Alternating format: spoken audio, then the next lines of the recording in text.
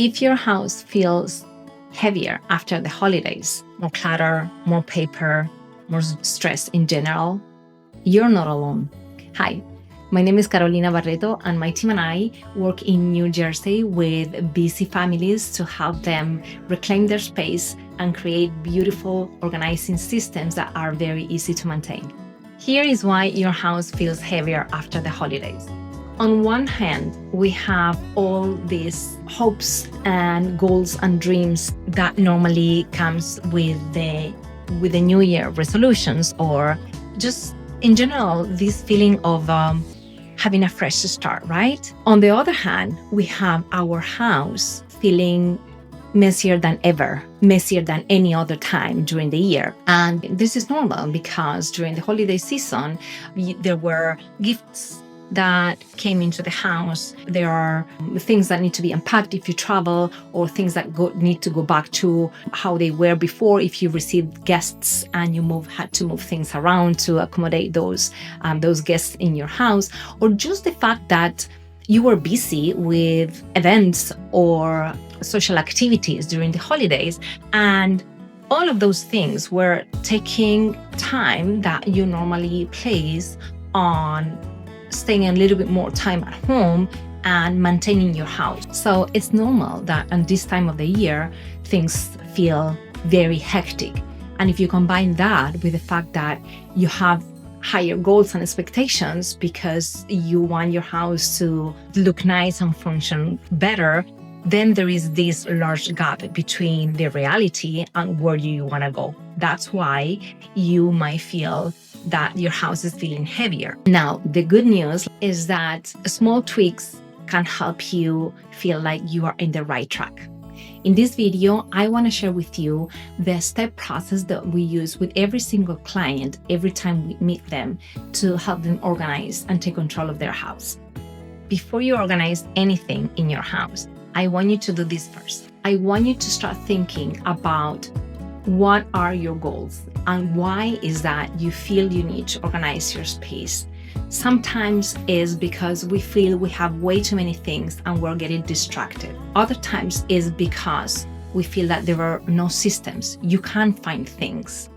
It's not that you don't have many things. It's just that everyone is putting things everywhere and nobody finds anything. So the first step in the process is planning. I want you to assess the space and your goals.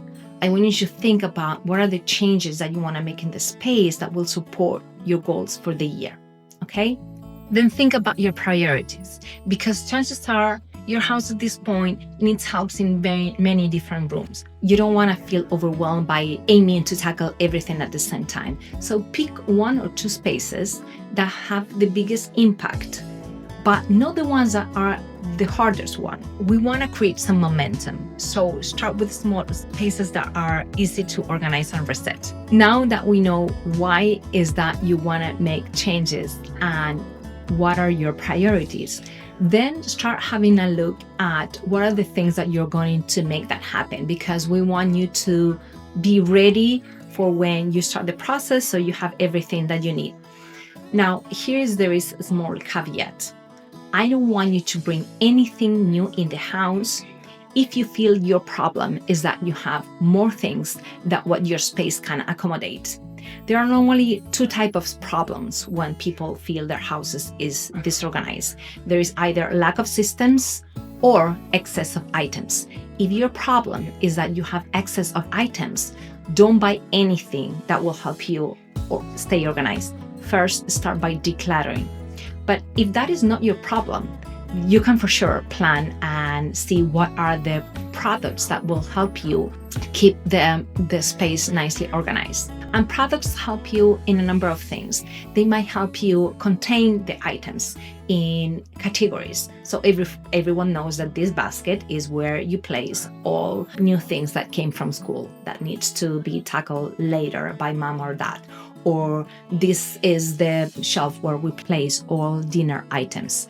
So, and then you might need some containers or some baskets or dividers or whatever it is. So products help you contain the space. It helps you create divisions. It also can help you maximize the space, vertical space, for example. But also products help you feel inspired.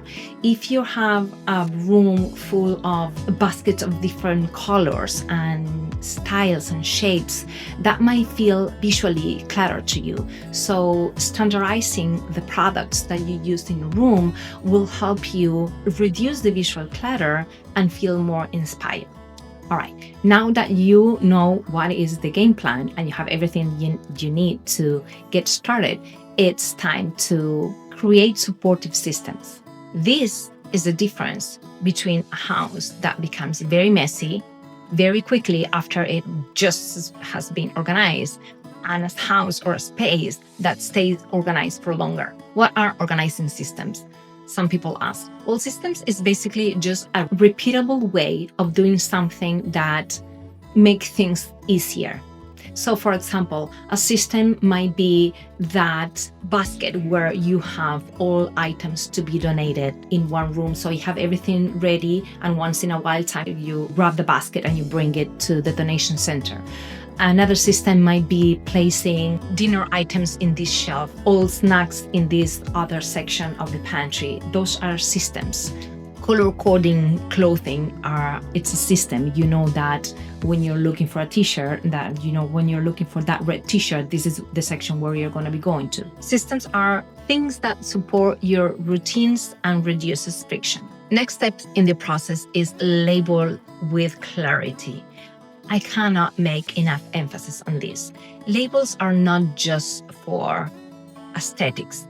Labels is a very easy way to name a system so everyone in the family knows what the system is about. Labels reduce the mental load. It's a reminder of where things should go back to. It helps understand what is that is missing. So when you are preparing the shopping list, you can see your pantry and at a glance understand what are the things that you need to buy, because that's the space where pasta you go and you only have one pack of spaghetti, for example. Now let's talk about the last step in the process, which is something that a lot of people skip.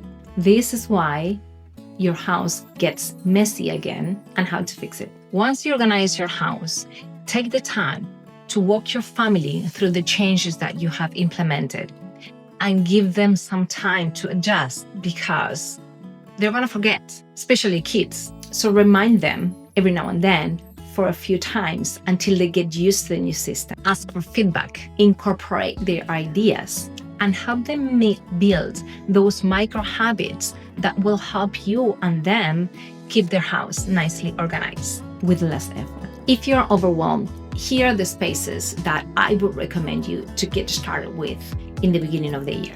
Start small and create momentum.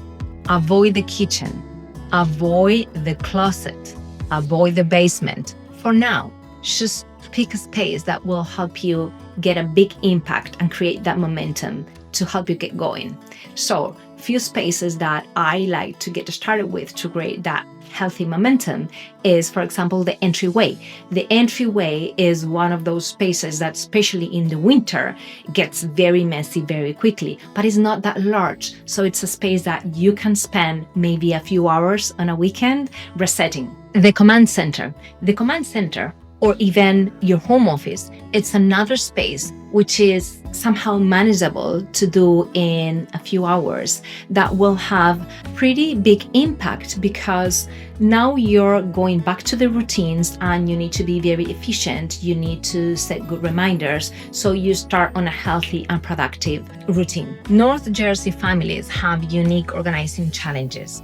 As a professional organizer working in towns at Montclair, Cedar Grove, Nutley, I've seen that A lot of the houses we live in are old and they don't have the type of storage space that we need nowadays. And that's why intentional organizing systems matter that much. So here are a few quick wins you can try today to get you started. Try one of these today. They will take you less than 5 minutes. Number 1, create a garment bag, name it donations, and place it in your closet or in the laundry. Reset your paper inbox. Empty that messy junk drawer in the kitchen and feel a little bit fresh and more organized. Remember, small steps create big momentums. If you want a home that truly supports your goals for this year, you will want to see the video that's coming next. In this video, I will walk you in detail through our framework and the problem when there are too much or too little of them in the house, and how your house can feel off balance when you are overdoing them or neglecting them. Subscribe if you like what you've seen and stay around, because I will love to help you make this your calmest, more functional and inspired year of your life.